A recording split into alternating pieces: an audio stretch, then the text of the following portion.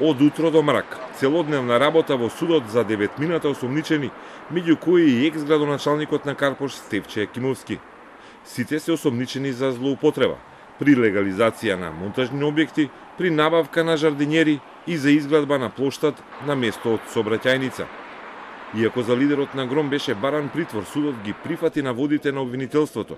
Меѓутоа, поради здравствените прилики, му определи поблага мерка, домашен притвор. За уште двајца, за кои беше барано притвор, судот определи поблаги мерки за предпазливост.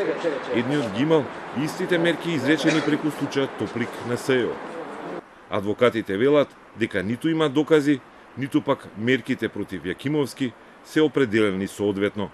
Ова карпошани треба да го знаат дека нивниот поранешен градоначалник одговара за доброто нивно, за она што го правил во изминатиот период, а не за злоупотреби кои што упорно се обидуваат да ги вадат, а за нив година дена немаат никакви докази. Веројатно не треба сите овде да ни е јасно и не треба посебно образложение која е пораката што јавното обвинителство овие истраги ги отвара непосредно пред битни политички моменти и одлуки во Република Македонија.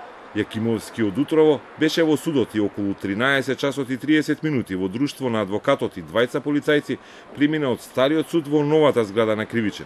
Ги забележа новинарите, дигна два прста како победа и порача: "Ќе ги тепаме и не им се плашам." Потоа со часови продолжи чекањето. Дали Јакимовски и уште двајца осомничени ќе добијат притвор. Две кривични пријави се за легализација на бараките кај поранешниот Имес во Карпош 4. Бараките биле времени монтажни објекти, но преку општината првени биле легализирани како објекти, а потоа по ниска цена без лицитација новите собственици го купиле државното земјиште.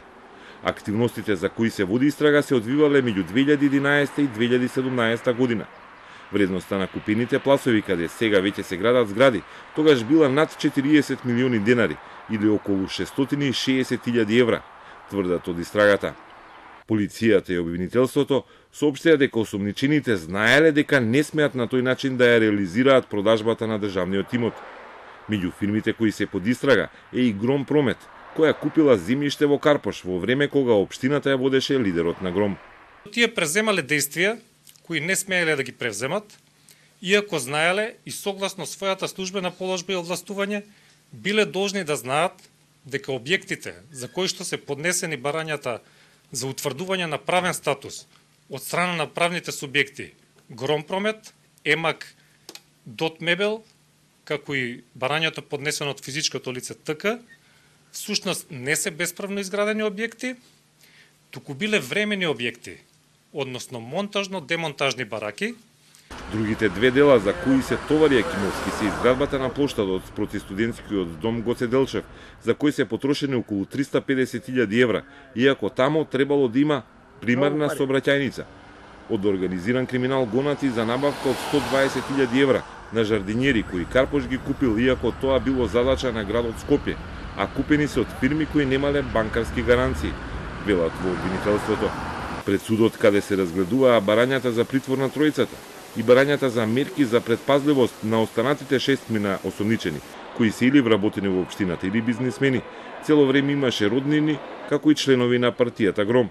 За Јакимовски до денеска важеа мерките за предпазливост од случајот на финансиската полиција, отворен против него лани во август. Тогаш му беше одземен пасошот, а ден пред да биде приведен, бил во судот на редовното понеделничко пријавување. Сега ќе остане во домашен притвор.